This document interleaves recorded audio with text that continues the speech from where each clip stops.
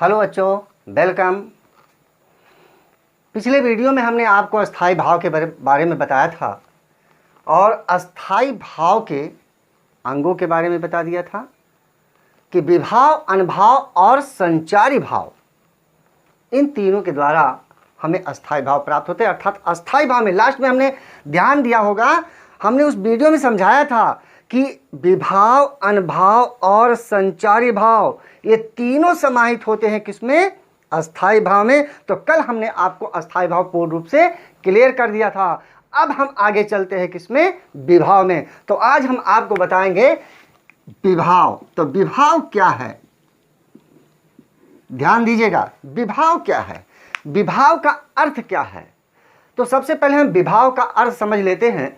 विभाव का अर्थ होता है जो हमारे हृदय के अंदर जो भाव उत्पन्न होते हैं उसका कारण क्या है।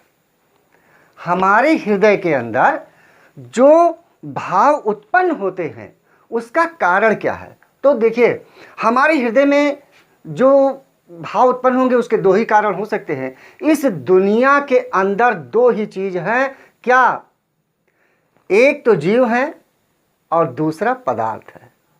एक जीव है और दूसरा पदार्थ है, यानी व्यक्ति और पदार्थ है।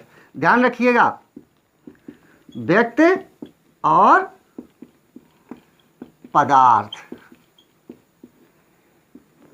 व्यक्ति और पदार्थ जो होता है, इन्हीं के द्वारा हमारे हृदय के अंदर भाव का कारण उत्पन्न होता है। यह हो गया आपका क्या? विभाव का अर्थ होता है क्या?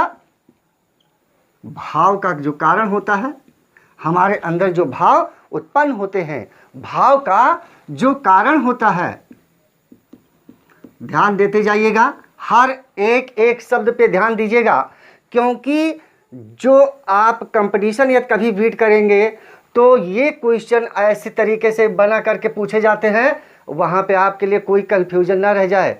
तो ध्यान रखिए, विभाव का अर्थ होता है भाव का कारण, और भाव हमारे हृदय के अंदर जो उत्पन्न होता है उसके पीछे होता है कौन? व्यक्त होता है या तो पदार्थ होता है। व्यक्तियों में जैसे हम किसी को देखते हैं, किसी से प्रेम, उसके प्रति हमारा प्रेम उमड़ आता है, और पदार्थों में जब किसी पदार्थ को हम देखते हैं, किसी वस्तु को देखते हैं, तो उसके द्वारा भी हमारी आकर्षण शक्ति बढ़ जाती है, हम उसके प्रति आकर्षित हो जाते हैं। तो ये पदार्थों में भी होता है और व्यक्तियों में भी होता है। व्यक्ति में कोई सुंदर व्यक्ति को देख करके, अच्छा है, रूप रंग अच्छा है, पर्सनालिटी गजब की है, उसको देख करके हमारी आकर्षण शक्ति उसके प्रति बढ़ जाती है। और इसी तरीके से पदार्थ में है। तो भाव का जो कारण होता है वो होता है किसमें? विभाव में। अब हम थोड़ा आगे आपको ले चलते हैं कि जो हमारा विभाव होता है, विभाव कहते किसे हैं? विभाव का अर्थ आपने समझ लिया। विभाव का अर्थ होता है भाव का कारण, और भाव का कारण होता है क्या?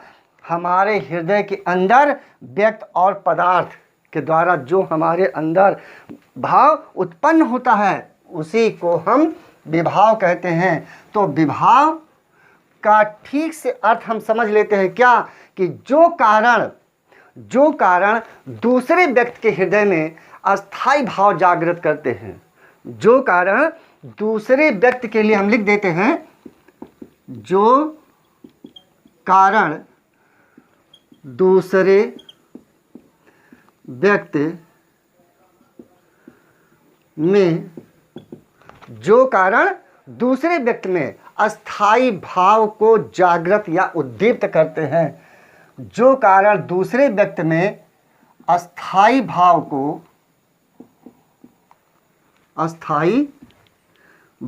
को जागृत या उद्दीप्त करते हैं, वही कहलाते हैं क्या? विभाव कहलाते हैं। तो आपके समझ में आ गया होगा, विभाव का अर्थ होता है भाव का कारण, और भाव का कारण होता है किसमें? व्यक्तियों में और पदार्थों में। तो याद रखिए कि जो कारण दूसरे व्यक्ति में अस्थाई भाव जागृत या उद्दीप्त करता है, यानी हमारे हृदय के अंदर जो अस्थाई भाव जागृत होता है या उद्दीप्त होता है, वो किसके कारण होता है? विभाव के कारण। क्वेश्चन बनता जा रहा है, क्वेश्चन पे आप विशेष ध्यान दीजिएगा बेटा, क्योंकि हर क्लास में, जो भी क्लास आप चाहे जिस क्लास में है, अगर आपके कोर्स में ये चीज़ है, और एक चीज़ बताते चलते, अगर आप आगे जाएंगे, अगर हाई लेवल के कंपटीशन बीट करते हैं, उसमें भी क्वेश्चन ये पूछे जाते हैं अलग अलग तरीके से। तो आज हम पूर्ण रूप से आपको विभाव के बारे में समझाने का प्रयास करेंगे। तो आपके समझ में आ गया होगा कि जो कारण दूसरे व्यक्ति में अस्थाई भाव जागृत या उद्दीप्त करते हैं, वही कहलाते हैं क्या? विभाव कहलाते हैं। तो अब हम आगे चलते हैं कि विभाव के कौन कौन से अंग हैं कि जिसके द्वारा, जैसे हमारा शरीर है, हमारे शरीर में कई अंग होते हैं, उसी तरीके से विभाव के कौन कौन से अंग होते हैं, इसके बारे में हम जान लेते हैं। तो विभाव के अंगों में देख चलते हैं। विभाव के अंग समझ में आ गया? तो विभाव के 3 अंग होते हैं। कितने अंग होते हैं? 3। विभाव के 3 अंग होते हैं। एक होता है आपका आश्रय। क्या होता है? आश्रय। समझ में आ गया? विभाव के 3 अंग, पहला अंग आपका क्या है? आश्रय है, और दूसरा है आलंबन, दूसरा है आलंबन, और तीसरा आपका है उद्दीपन। समझ में आ गया होगा? विभाव के 3 अंग, आश्रय, आलंबन और उद्दीपन। तो सबसे पहले हम इसको जान लेते हैं। आश्रय क्या है? आश्रय किसे कहते हैं? विभाव के अंग में आश्रय का क्या महत्व है? अभी इसको हम छोड़ देते हैं कि आलंबन और उद्दीपन में नहीं जाते। सबसे पहले अभी एक को पकड़ते हैं, आश्रय को। आश्रय को जान लेते हैं कि आश्रय है क्या। तो आश्रय जिसके हृदय में भाव जागते हैं, जिसके हृदय में भाव जागते हैं, और वही होता है क्या? आश्रय। जिसके हृदय में, जिसके हृदय में भाव जागते हैं, वही आश्रय कहलाता है। क्या कहलाता है? आश्रय कहलाता है। समझ में आ गया होगा आपको? आश्रय, विभाव के 3 अंग, आश्रय, आलंबन और उद्दीपन, यानी विभाव का जो अंग है वो आश्रय, आलंबन और उद्दीपन से मिलकर के बना है। और विभाव के अंग में जो 3 उसके मुख्य अंग हैं, पहला है आपका आश्रय, दूसरा है आलंबन और तीसरा है उद्दीपन। क्वेश्चन पे भी आप ध्यान देते चलिएगा। आश्रय, आलंबन, उद्दीपन, विभाव के अंग। एक दे दिया, 4 ऑप्शन में एक दे दिया, 4 ऑप्शन में एक आश्रय दे दिया, 4 ऑप्शन में उद्दीपन दे दिया। ध्यान रखिएगा, इस तरीके से क्वेश्चन पूछे जा सकते हैं। आश्रय, डिफिनेशन आप इसकी परिभाषा समझ लीजिए। आश्रय, जिसके हृदय में भाव जागते हैं वही आश्रय कहलाता है। ध्यान रखिएगा इस चीज को। अब हम आगे, इसके आगे चलते हैं कि आश्रय के कितने प्रकार होते हैं। तो इसी पे हम अभी चल रहे हैं, आश्रय पे। अभी हमने आलंबन और उद्दीपन को छोड़ करके रखा है, तो आश्रय के हम प्रकार जान लेते हैं। आश्रय के प्रकार समझ में आ गया? आश्रय के प्रकार। तो आश्रय के प्रकार कितने प्रकार के होते हैं? 2 प्रकार के होते हैं। आश्रय कितने प्रकार के होते हैं? 2 प्रकार के होते हैं। पहला क्या होता है? पहला होता है आपका विभाव का अंग। विभाव का अंग, ध्यान रखिएगा। और दूसरा, पहला आपको समझ में आ गया, आश्रय के प्रकार, विभाव का अंग। और दूसरा होता है सहृदय का हृदय। सहृदय का हृदय। समझ में आ गया? आश्रय के 2 प्रकार, यहाँ पे देखिए विभाव के 3 अंग, आश्रय, आलंबन, उद्दीपन। आश्रय के 2 प्रकार, विभाव का अंग और सहृदय अंग। अब देखिए विभाव के अंग को हम समझ लेते हैं कि विभाव का अंग क्या है। कैसे हम समझे कि विभाव का अंग, जैसे देखिए आश्रय में, विभाव के अंग में, जैसे आपने देखा होगा रामायण में कि सीता माता जब जाती हैं घूमने के लिए बाग में, और वहाँ पर सीता माता जब राम को देखती हैं तो राम को देखने के बाद में उनके हृदय में प्रेम की जो अनुभूति उत्पन्न होती है। बात समझिएगा, जब माता सीता बागीचे में जाती हैं और राम वहाँ पर फूल तोड़ने के लिए आते हैं और माता सीता उन्हें लताओं की ओट से जब देखती हैं तो उनके अंदर प्रेम की अनुभूति होती है। तो सीता माता यहाँ क्या हैं? आश्रय। सीता माता क्या है? आश्रय हैं। यहाँ पे सीता माता नहीं, सीता जी हो गई क्या? आश्रय। समझ में आ रहा है ना? विभाव का अंग, आश्रय के दो प्रकार, विभाव का अंग और सहृदय का हृदय। और अब देखिए विभाव के अंग में सीता, ये तो आपको क्लियर हो गया कि माता सीता के हृदय में जब वो राम को देखती हैं तो वहाँ पर उनके हृदय में जो प्रेम की अनुभूति होती है वो हो गया आपका क्या? आश्रय। यानी सीता आश्रय विभाव, आश्रय में चलेगी। अब सहृदय का हृदय, अब देखिए सहृदय का हृदय यानी सहृदय के हृदय में, सहृदय के हृदय में हृदय होता है। अर्थात हम आपको बता दें सहृदय के हृदय में हृदय होता है। कैसे? क्या कि जैसे हम किसी कहानी को जब पढ़ते हैं, किसी कहानी को जब हम पढ़ते हैं, किसी कहानी को हम सुनते हैं, या किसी कहानी को, या कोई अभिनय कर रहा होता है, रंगमंचीय जो कार्यक्रम चलते हैं उसको हम देखते हैं, तो उसमें देखिए कहानी पढ़ने, देखना, सुनना, ये सब क्या है? तो जो कहानी पढ़ने वाला होता है, कहानी सुनने वाला होता है, और उसको, उस कहानी को देखने वाला होता है। जिस चलचित्र में जो चीज़ें चलती हैं उसको जो देखने वाला होता है, वही उसी के अंदर, हृदय के अंदर वो भाव जागते हैं, और वही होता है क्या? सहृदय का हृदय। समझ में आओगा? विभाव के तीन अंग, आश्रय, आलंबन, उद्दीपन। आश्रय दो प्रकार के, विभाव का अंग और सहृदय का अंग। विभाव के अंग में हमने आपको क्लियर कर दिया कि माता सीता जब बाग में जाती हैं घूमने के लिए, और वहाँ पर भगवान श्री राम को जब वो देखती हैं और देखने के बाद जब उनके अंदर प्रेम की अनुभूति होती है तो वहाँ पर माता सीता हो गया क्या? माता सीता कैसे क्या हो गई? आश्रय कहलाएगी। सहृदय के हृदय में उत्पन्न, हम इसलिए बार बार रिपीट करते कि आपके दिल दिमाग में ये चीज़ें बैठ जाएं बेटा, ताकि आपको कहीं सोचना ना पड़े।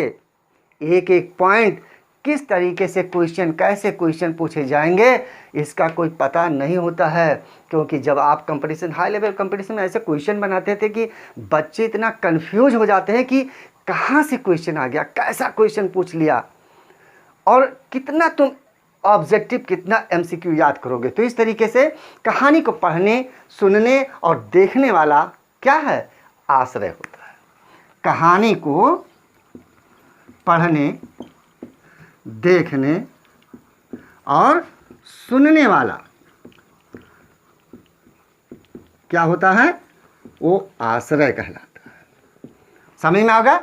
सहृदय के, और जिसके अंदर हृदय होगा वही कहानी को अच्छे ढंग से पढ़ करके समझ सकता है। उसी के हृदय में वो कहानी उतर सकती है, वही व्यक्ति उस कहानी के भावों को समझ सकता है। अगर हम किसी चीज़ को देखते हैं, फिल्म को हम मान लीजिए फिल्म को हम देखते हैं, अगर हमारे अंदर हृदय नहीं है, हमारे अंदर भाव नहीं है, हमारे अंदर विभाव, भाव और अनुभाव की अनुभूति हमें नहीं है, तो हम उस चीज़ को नहीं समझ सकते हैं।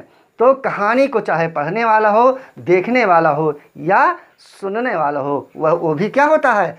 आश्रय होता है। सुनने पे कभी कभी देखा होगा, किसी की कहानी सुन लीजिए, कहानी पढ़िए, कहानी सुनिए, कहानी सुनते ही आंखों में आंसू आ जाते हैं। तो किसके आंखों में आंसू आएंगे? जिसके अंदर हृदय होगा। तो जो सहृदय व्यक्त होता है उसी के अंदर हृदय होता है, और वही उस कहानी को पढ़ करके उसके भाव को समझ सकता है, उस कहानी को देख करके उसके भाव को समझ सकता है, या उस कहानी को सुन करके उसके भाव को समझ सकता है। इसलिए वो क्या होगा? आश्रय होगा। बात क्लियर हो गई? यहाँ पे हमने आपको एक चीज़ें क्लियर कर दिया। अब हम आगे चलते हैं।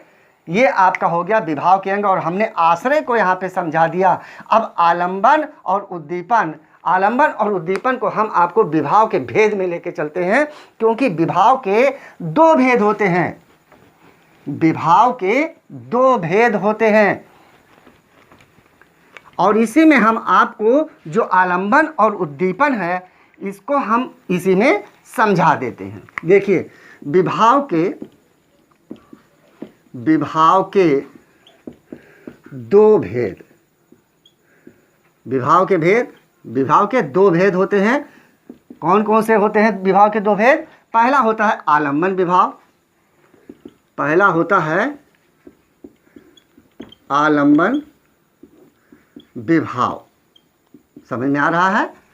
और दूसरा होता है उद्दीपन विभाव। उद्दीपन विभाव, समझ में आ गया? पहला आपका है विभाव के दो भेद, आलंबन विभाव और उद्दीपन। अब हमने देखिए उसमें विभाव के अंग में 3 बताया था।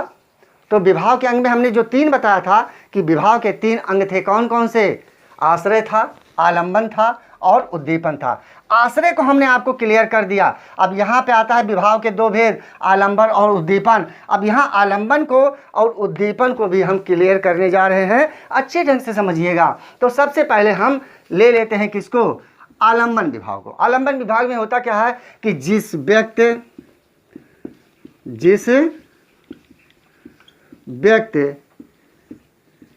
या वस्तु के कारण भाव जागृत होता है, भाव जागृत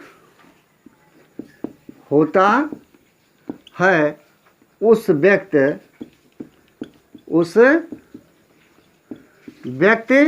अथवा वस्तु को आलंबन विभाव कहते हैं। आलंबन विभाव कहते हैं। समझ में आ गया? जिस व्यक्ति या वस्तु के कारण भाव जागृत होता है उस व्यक्ति अथवा वस्तु को आलंबन विभाव कहते हैं। तो देखिए आलंबन, अब कैसे हम समझे कि आलंबन में हमने समझ लिया कि जिस व्यक्ति या वस्तु के कारण, दो चीज़ें हैं हमने बताया था विभाव में। विभाव का अर्थ क्या होता है? भाव का कारण। और भाव का कारण दो ही चीज़ों में होता है, व्यक्तियों में या वस्तुओं में, व्यक्तियों में या पदार्थों में। तो जिस व्यक्ति या वस्तु के कारण हमारे अंदर भाव जागृत होता है, समझ में आ रहा है, उस व्यक्ति अथवा वस्तु को हम क्या कहते हैं? आलंबन कहते हैं। तो इसमें एक एग्जाम्पल देखिए कि जब राम को देख करके सीता जी के मन के अंदर उनके प्रति प्रेम की अनुभूति होती है। समझ में आ रहा है? जब माता सीता बाग में राम को देखती हैं और उनको देख करके जब उनके अंदर प्रेम की अनुभूति होती है तो वहाँ पर राम हो जाते हैं क्या?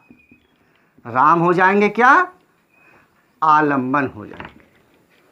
राम हो जाएंगे आलंबन। समझ आ गया? राम को देख करके माता सीता के हृदय में प्रेम की अनुभूति हुई, व्यक्ति राम आलंबन हो गए। समझिए ना? आलंबन विभाव में जिस व्यक्ति या वस्तु के कारण भाव जागृत होता है उस व्यक्ति अथवा वस्तु को आलंबन कहते हैं। तो यहाँ पे राम क्या हो जाएंगे? आलंबन हो जाएंगे। किसी वस्तु के कारण हमारे हृदय में प्रेम की अनुभूति होती है। कोई वस्तु हमने देख लिया, अब वस्तु को देखने के बाद में हमारे अंदर उसके प्रति प्रेम उमड़ आए कि कितना अच्छा वस्तु है, कितना सुंदर है। तो क्या होगा, अब जैसे मान लीजिए हम आगरा गए और वहाँ पर हमने ताजमहल को देखा, ताजमहल को देखने के बाद में हमारे अंदर प्रेम उमड़ा, तो हमारे अंदर प्रेम की अनुभूति हुई किसको देख करके, ताजमहल को देख करके। हम अयोध्या गए, अयोध्या में हमने कहाँ, राम मंदिर को देखा, राम मंदिर को देखने के बाद में हमारे अंदर प्रेम की अनुभूति हुई, प्रेम जागृत हो गया। तो वहाँ पर ये चीज़ें व्यक्ति और वस्तु या कोई भी वस्तु है, घर के अंदर बहुत सी वस्तुएं होती हैं, अब घर के अंदर किसी वस्तु को हम देख लेते हैं तो उसके उस वस्तु को देख करके, उसकी सुंदरता को देख करके हमारे अंदर आकर्षण शक्ति बढ़ जाती है और इस तरीके से क्या होगा, वह वस्तु और व्यक्ति क्या हो जाएगा, आलंबन हो जाएगा। तो यहाँ पे आपका आलंबन विभाव क्लियर हो गया, आपको समझ में आ गया होगा कि आलंबन विभाव किसे कहते हैं। तो विभाव के दो भेद, आलंबन विभाव और उद्दीपन विभाव। अब यहाँ पर हमने आलंबन को भी कर दिया, तो आपने आश्रय को समझ लिया और आलंबन को भी समझ लिया, क्लियर हो गया। अब हम चलते हैं उद्दीपन में, तो उद्दीपन को समझ लेते हैं कि उद्दीपन क्या होता है, उद्दीपन विभाव क्या होता है। तो उद्दीपन विभाव में हम आपको लेके चलते हैं। तो देखिए, उद्दीपन विभाव, उद्दीपन विभाव। तो अब उद्दीपन विभाव, आश्रय आपने समझ लिया, आलंबन आपने समझ लिया और उद्दीपन। अब उद्दीपन क्या होता है, अस्थाई भाव को उद्दीप्त या तीव्र करने वाला, अस्थाई भाव को तीव्र करने वाला, तीव्र करने वाला, यानी हमारे हृदय के अंदर जो अस्थाई भाव उत्पन्न होता है उस अस्थाई भाव को या तो तीव्र करने वाला या उद्दीप्त करने वाला, उद्दीप्त करने वाला कहलाता है क्या, उद्दीपन विभाव। समझ में आओगा, अस्थाई भाव को तीव्र करने वाला या उद्दीप्त करने वाला। अब अस्थाई भाव, जब हमारे हृदय के अंदर, देखिए हमने आपको समझाया था 11 अस्थाई भाव और 11 रसों के बारे में हमने उस तरीके से बता दिया। हम अगले वीडियो में जब उस एक एक चीज़ों को अलग अलग क्लियर करते हैं आपको चलेंगे। तो यहाँ पर उद्दीपन, आश्रय और आलंबन आपने समझा। उद्दीपन विभाव में क्या होता है कि अस्थाई भाव को जब उद्दीप्त करने वाला, अस्थाई भाव हमारे अंदर एकदम जगा दे अस्थाई भाव को, और तीव्र करने वाला नहीं, उसकी गति को भी बढ़ा दे, तो वो आपका कहलाता है क्या, उद्दीपन विभाव। अर्थात क्या, जिन व्यक्तियों, हम ऐसा कह सकते हैं कि जिन व्यक्तियों या परिस्थितियों के सहयोग से मूल भाव जागने में सहायता मिलती है, जिन परिस्थितियों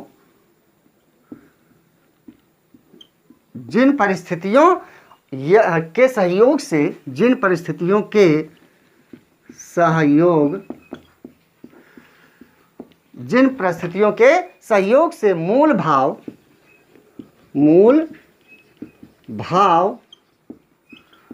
जागने में सहायता मिलती है, सहायता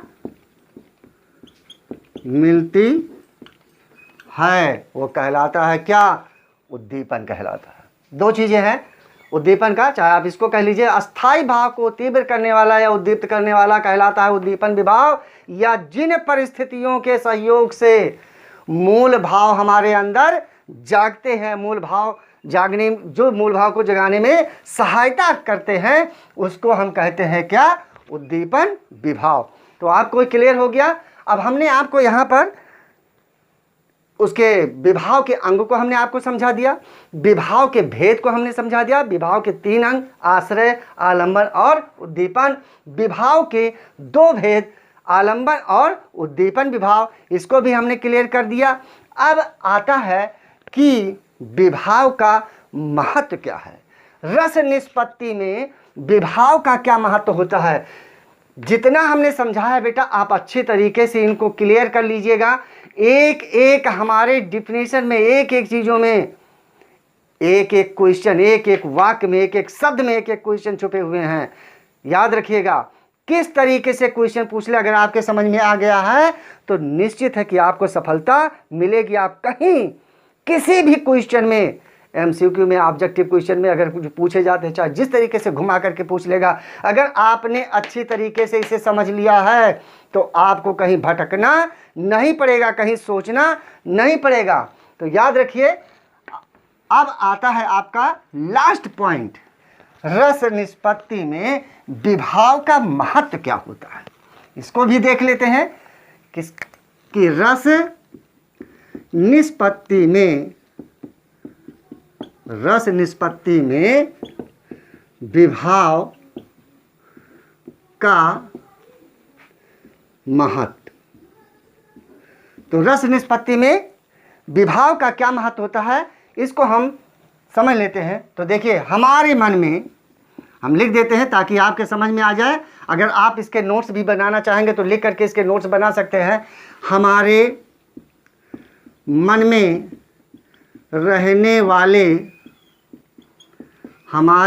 रहने वाले अस्थाई भाव को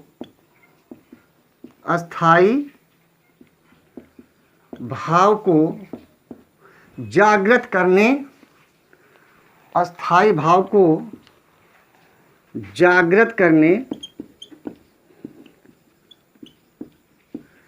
या उद्दीप्त करने का कार्य विभाव द्वारा होता है। रस निष्पत्ति में विभाव का महत्व, रस निष्पत्ति में विभाव का महत्व क्या है कि हमारे मन में रहने वाले अस्थाई भाव को जागृत करने और उद्दीप्त करने का कार्य किसके द्वारा किया जाता है, विभाव के द्वारा। और विभाव ही हम आपको समझा रहे, ध्यान रखिएगा।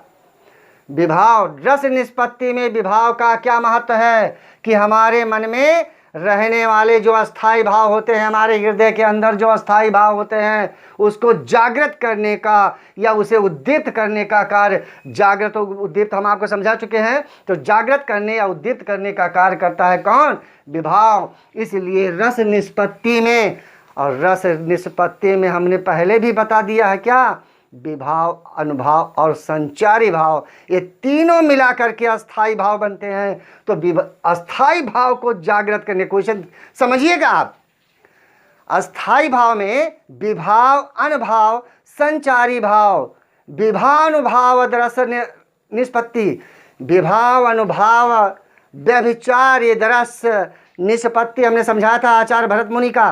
तो उसमें विभाव, अनुभाव और संचारी भाव, इन तीनों के मेल से, इनके तीनों के द्वारा रस की निष्पत्ति होती है। तो याद रखिए, रस निष्पत्ति में विभाव का महत्व है कि हमारे मन के अंदर जो अस्थाई भाव होते हैं उसको जागृत करने या उद्दीप्त करने का कार्य किसके द्वारा होता है, विभाव के द्वारा होता है। इसलिए रस निष्पत्ति में विभाव का बहुत महत्व होता है। क्वेश्चन बनता है यहाँ पे, समझ लीजिएगा, रस निष्पत्ति में विभाव का अत्यधिक महत्व होता है। ध्यान रखिएगा इस चीज़ को। और यहीं पर हम इस चीज़ को समाप्त करते हैं। अगले वीडियो में फिर मिलेंगे। जय हिंद, जय भारत।